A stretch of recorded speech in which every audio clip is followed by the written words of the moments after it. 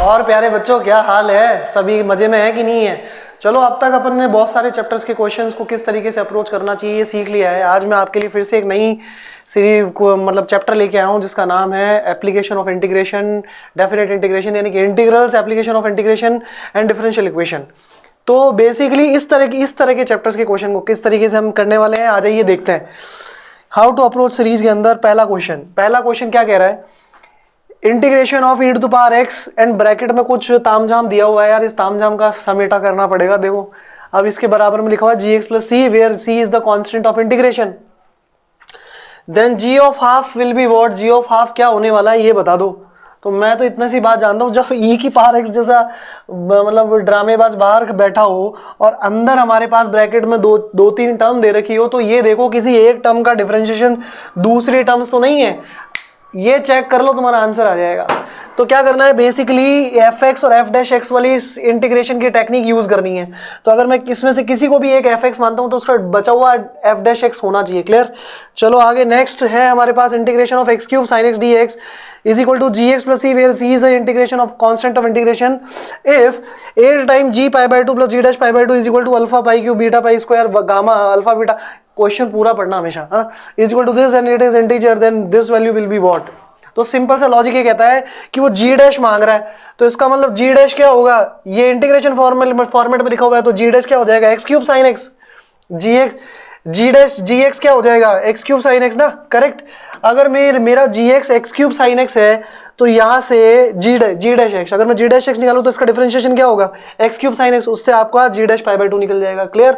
और जी pi by to निकालना है तो इसका इंटीग्रेशन कर लेंगे, आईलेट रूल लगा के आपका आंसर आ जाएगा। क्लियर है। अप्रोच बता रहा हूं मैं कि क्वेश्चन को अप्रोच कैसे करना है। Let f x is definite integration from 0 to x square t square minus 8t upon 15 plus 15 upon e to the power t dt x belongs to real number then the number of local maximum and local minimum points पूछ रहा है, critical points की बात कर रहा है। Critical points के लिए डिफरेंशिएशन करना ही पड़ेगा, मजबूरी है आपकी। तो अब अगर डिफरेंशिएशन करना है, अगर इसका डिफरेंशिएशन करना है तो लेब्निटीज रूल लग जाएगा। लेब्निटीज रूल क्या कहता है कि put the upper limit, function के अंदर अपर लिमिट पुट कर दो, differentiation of upper limit minus put the lower limit और डिफरेंशिएशन ऑफ लोअर लिमिट करोगे क्या, वो तो पहले से जीरो है, तो इसका मतलब सीधा सीधा अपर लिमिट के अबाउट अपने को डिफरेंशिएशन देखना है। क्लियर है। तो वो जो भी आएगा एफ डैश एक्स उसको हम जीरो के इक्वेट करके क्रिटिकल पॉइंट निकाल लेंगे। अब जो भी क्रिटिकल पॉइंट आएगा वो यहाँ पे कितने नंबर ऑफ क्रिटिकल पॉइंट्स उसकी बात कर रहा है, वही अपने को देखना है। क्लियर है। नेक्स्ट है हमारे पास में डेफिनेट इंटीग्रेशन ऑफ दिस, इसको आई बोल रहा है और कह रहा है कि 0 से 2i x sine x cos x upon this की वैल्यू निकाल दो।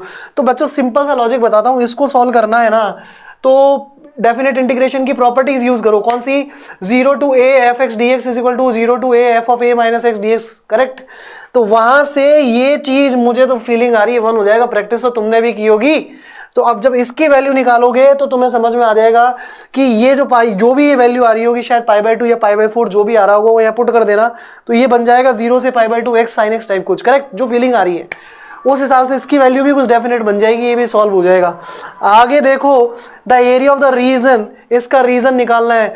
एरिया बिटवीन टू कर्व्स का क्वेश्चन है। ये तो है सर्कल और ये है पैराबोला, दोनों के point of intersection, graph definitely बनाओ, उससे पॉइंट ऑफ इंटरसेक्शन का पता ठिकाना लगेगा। जैसे पता ठिकाना लिख गया, बस एक पॉइंट से दूसरे पॉइंट के बीच में लिमिट लगाई, इंटीग्रेशन की आंसर। सेम इसी तरीके से आपको ये क्वेश्चन करना है।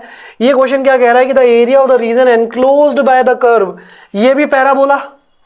कैसा पैराबोला, जो अपर पहला मतलब अपर अपवर्ड मूविंग पैराबोला की बात कर रहे हैं हम। एक्स की वैल्यूज के लिए y मिलेगा तो इसका मतलब अपवर्ड पैराबोला, और y की वैल्यूज के लिए x मिलने वाला है यानी कि साइड पैराबोला, करेक्ट।